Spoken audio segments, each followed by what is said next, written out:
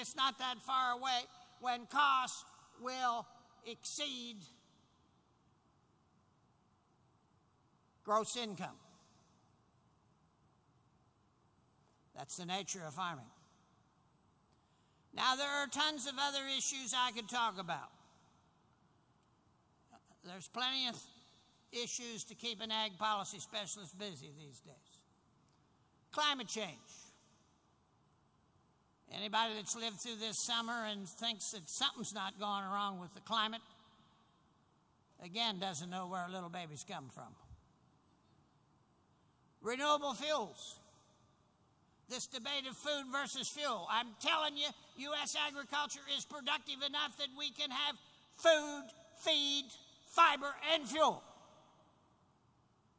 Concentration and contracting. We're headed for the day when Walmart controls 50% of the grocery business. Then who do you think will be in control of the food supply? Concentration is a huge issue down the road. Trade.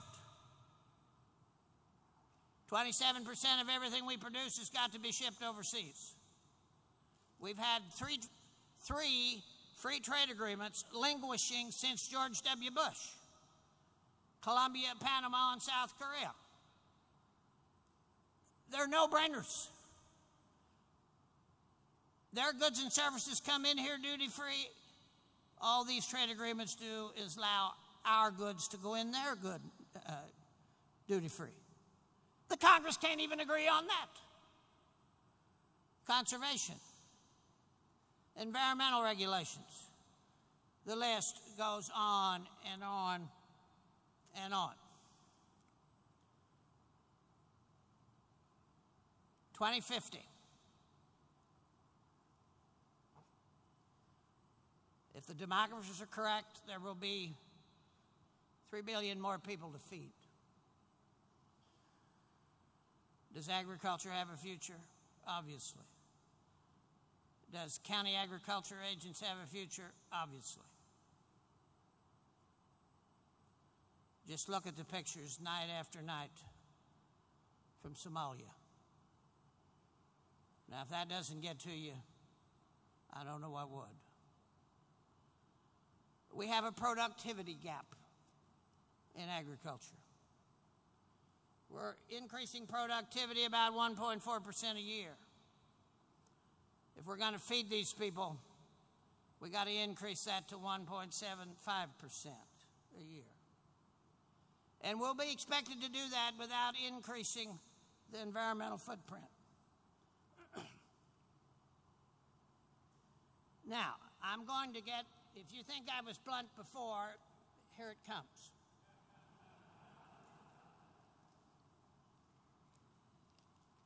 There is no way, absolutely no way, to feed 3 billion more people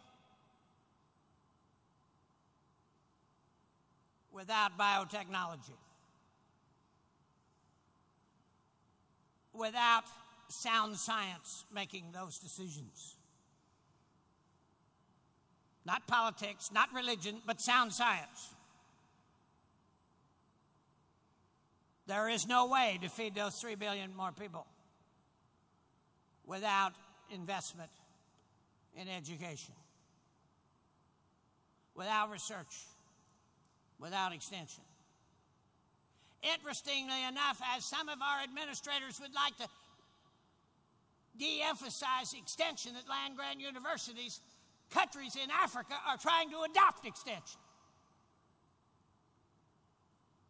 I think your new president's kind of got some of those administrators figured out. Give them hell.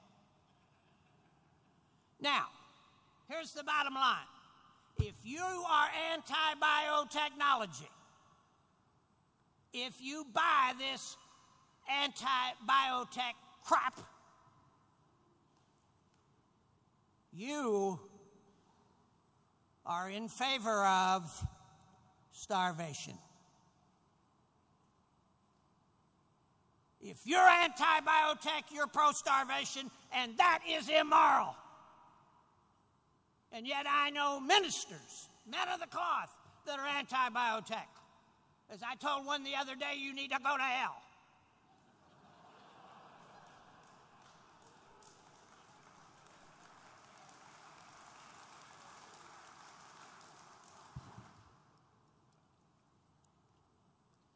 Now, this story explains it.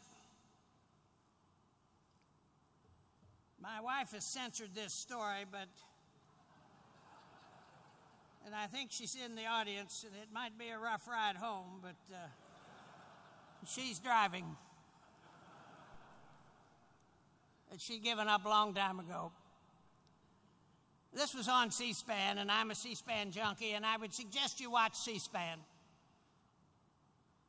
Occasionally I watch Fox. Then I switch to MSNBC.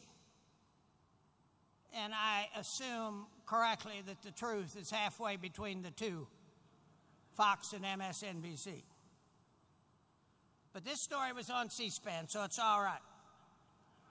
It came from Norm Ornstein, who is the president of one of the think tanks in Washington.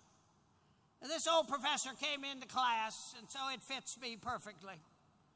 And he would always have a question of the day, and the question this morning was, what organ of the body,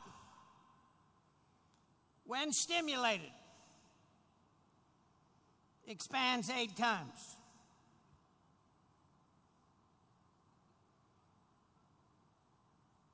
Miss Jones, what's the answer? Her face got red. I wouldn't even think about answering that. That's an awful question.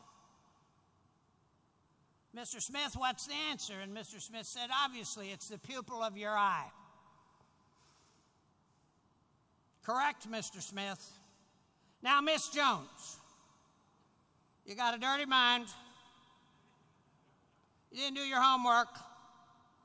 And you're destined to live a life of unfulfilled expectations.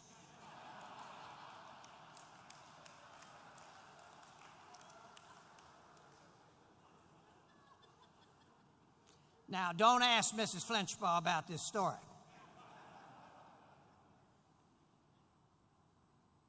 In closing, we need a reality check. We need a lesson in basic economics. We've got to live within our means. We've got to base our policy decisions on sound science. We need people to tell it like it is. Or we will live a life of unfulfilled expectations. Frankly, it's time to sober up. Now, one of my hobbies is studying British prime ministers. And you think, boy, he must not have much else to do or something. And clearly, there was only one Winston Churchill. He and Harry Truman made a great pair. Winston was half American. His mother was an American. And he and Lady Astor despised each other. She was an aristocrat, never worked a day in her life, but thought she knew what went on. And Winston would get drunk at meetings while he was prime minister. And Lady Astor walked up to him and she said, Mr. Prime Minister, you are drunk. You are disgustingly drunk. And Winston said, Lady Astor, you're ugly. In fact, you are disgustingly ugly, and I will be sober in the morning. It's time to demand that Washington be sober in the morning. Thank you.